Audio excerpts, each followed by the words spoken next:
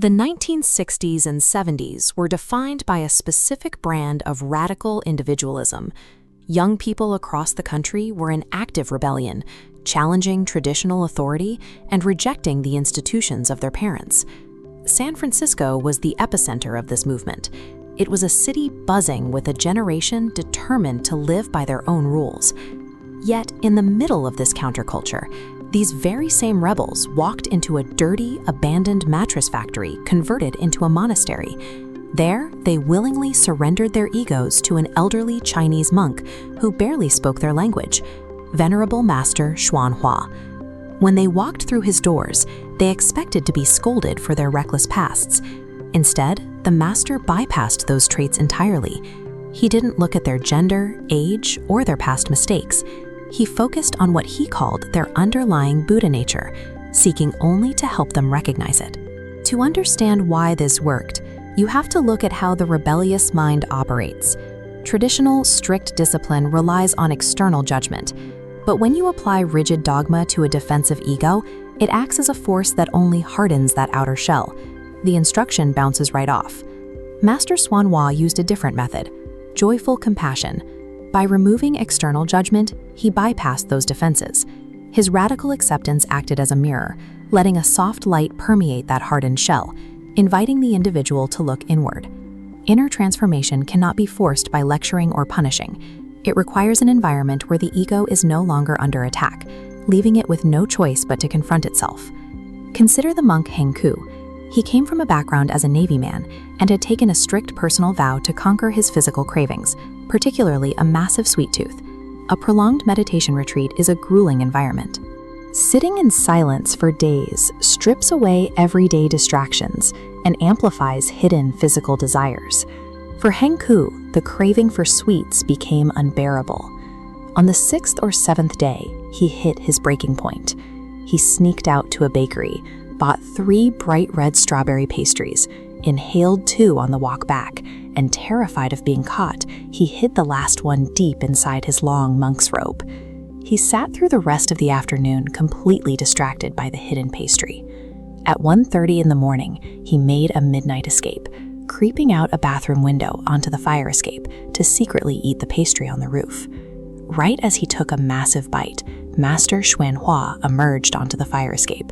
Heng Ku panicked. He turned away, pretending to chant and hold his prayer beads, but the strawberry filling was dripping down his robe, completely exposing his broken vow. A typical authority figure would have yelled. Master Xuanhua showed no anger. He simply looked at the dripping pastry, gently asked, "How does that feel?" and quietly walked away. That single question hit harder than a reprimand. Because there was no angry authority figure to push back against, the ego couldn't play the victim. Heng Ku was forced to directly face the weight of his own hypocrisy. The master applied this precise method to other flaws as well. Another monk, a tall, strong man named Heng Ku, had developed a habit of skipping the mandatory evening chanting to squeeze fresh fruit juice for the master. The trap in this behavior was its appearance of devotion. In reality, the monk was prioritizing his own pride in serving the master over his actual spiritual obligations. Despite repeated warnings to stop, Heng Ku brought a covered cup of fresh juice to the master during a lecture. The master lifted the lid, took a sip, and publicly declared that there was a bug inside. He had another monk take the cup around the dark lecture hall for inspection. Every person who looked inside confirmed seeing a distinct bug resting at the bottom. When the cup returned to Heng Ku, he looked inside and refused to acknowledge it, insisting the juice was clean. Because of this refusal, the master permanently banned him from making juice. This is the essence of skillful means, the ability to craft a specific, tailored scenario that corners a student's particular habit. With his juice-making ban, Heng Ku's excuse was gone, and he returned to the evening chanting. The master applied these methods outside the monastery, too. When supporters donated funds to buy the master a car, his disciples contacted dealerships, leading a salesman to arrive with a vehicle to make his pitch.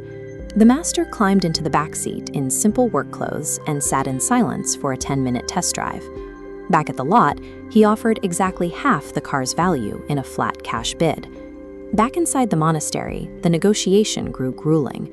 The salesman was practically begging, exhausting himself in his attempt to close the deal and get the contract signed at a negotiated price. At the climax of the test, the master finally picked up the pen. But right as he was about to sign, he stopped and said it was still too expensive. The salesman finally snapped, yelled in frustration, and fled toward the door. The master chased him outside, waving the paper and yelling that he had signed it. To his disciples, the message was clear. The master had no interest in the car. He was simply holding up a mirror to the salesman's desperation. Compassion can be abrasive. By pushing the salesman to his breaking point, the master revealed the sheer weight of the stress the man was carrying in his effort to force a single outcome. Beneath these psychological tests lay microscopic acts of empathy. During the harsh winters, the master would meticulously bless grain and have his disciples scatter it over the frost, ensuring wild birds had enough food to survive the cold. He did not build his institutions for wealth. He described himself as an engineer, and his only job was to forge living Buddhas and Bodhisattvas. His vow spanned a timeline that is difficult to grasp. He promised to wait millions of eons, to become an ant, or even to fall into hell, just to guarantee the enlightenment of every single one of his students before he reached it himself. When asked who he truly was, he stated his name was empty space. His lack of a personal ego allowed him to be an unbiased mirror for everyone he encountered.